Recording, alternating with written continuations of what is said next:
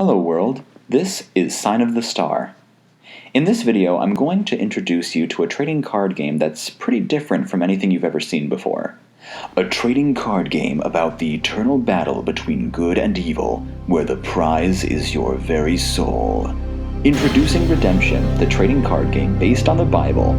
Wait a minute, the Bible? Seriously? You've got to be kidding me. I mean, I know Christians try really hard to be cool, but come on. A trading card game based on the Bible? Yeah, I'll put that on my to-do list right next to the Bible game for the PS2. Now, trust me, I understand your concerns.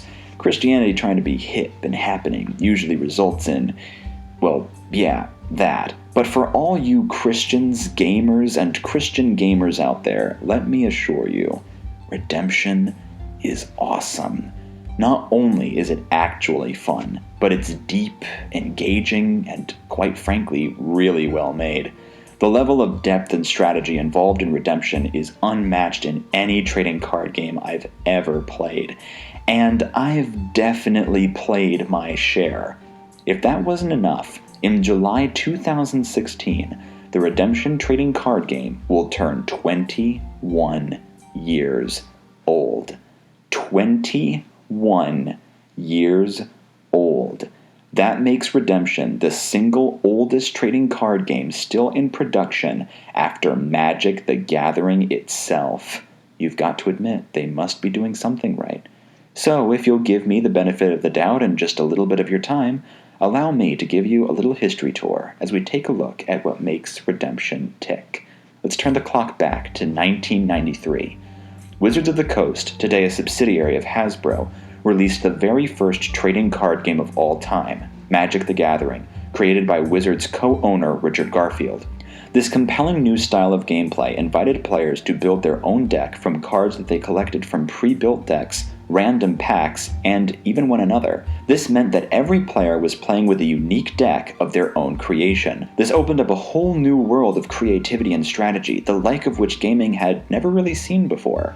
Enter Rob Anderson. Rob grew up with a love for gaming. He believed that playing games was a great way to bring people together. He was part of a game development corporation called Cactus Services Incorporated, which licensed game designs to big companies like Milton Bradley, Parker Brothers, and, yes, Hasbro. When Rob saw Magic the Gathering for the first time in July of 1994, two things struck him right away. First, it was intriguing. The idea of making your very own deck to play against someone else and their very own deck was fascinating to him. He actually found the concept of deck building almost as fun as actually playing the game. The possibilities were endless, but there was something else that struck him as well: the content of the cards. See, Rob was Catholic, and some of the things that he saw in Magic the Gathering made him uncomfortable. Things like dark rituals, demonic tutors, and quite frankly, the use of magic were all at odds with the Christian faith that Rob held so dear. So now he had a problem. The concept of the trading card game was amazing, but the themes of the card game were problematic. So what did he do? He went ahead and made his own trading card game. 4 months later, Rob had already designed and play-tested his very own trading card game, where all of the cards came from characters and scenarios found in the Bible. Now, whether or not you can understand Rob's concern with the content of Magic the Gathering, you've got to give the guy credit. Instead of just abandoning this fascinating new world of gaming, he kept what he liked, got rid of what he thought was flawed, and whipped up something new of his very own. This is the spirit of invention. It takes courage and hard work, and in my humble opinion, it really paid off. Rob was looking at different companies to whom he might license the rights of his new game, but then he and his boss Pete Carr, the founder of Cactus Services, got to thinking, what if they published the game themselves? This meant a lot more work and a lot more money, but it was an exciting possibility, so they gave it a shot.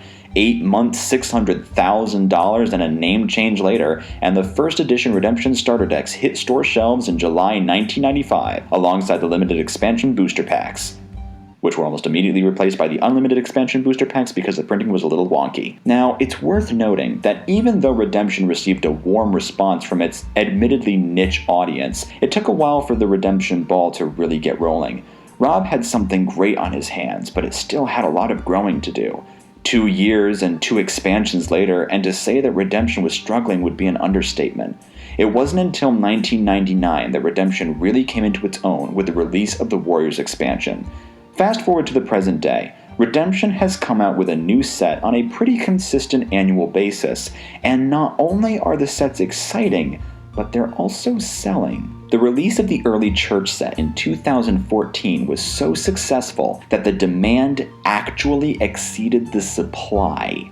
Yes! Within 3 months of the release, the guys at Cactus Game Design actually had to wait for their printer to make more cards because they literally did not make enough to meet their initial demand. In other words, this is the best time ever to get into Redemption.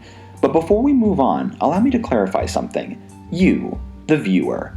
If you're a Christian and a gamer, then you've definitely come to the right place. But what if you're not a Christian, or what if you're not a gamer? Allow me to make the following arguments. If you're a gamer, but not a Christian, I think that you could still enjoy Redemption. After all, you can play Magic without following the lore, play Pokemon without touching the video games, and play Yu-Gi-Oh! Without caring about the anime or manga.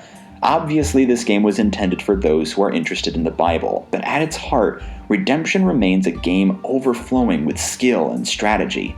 If you enjoy these things, give Redemption a shot. You might just like what you see. As for you, my Christian who's not a gamer friend, I'm not going to sugarcoat this. Redemption is a rough introduction to the world of trading card games. There's a lot going on, and it can get pretty complicated pretty quickly. But don't worry. You're going to fit right in. You'll see a lot of familiar faces in the cards that you play, but I promise you're also going to meet a lot of new ones for the first time. And when you do, you can go back and look in your Bible and be like, whoa, there it is. That's crazy. Yes, Redemption is a pretty involved game, but hey, that's why I'm here. The rest of the videos in this series will show you how to play Redemption, and we're going to take it one step at a time. But until then, this is Sign of the Star, signing off.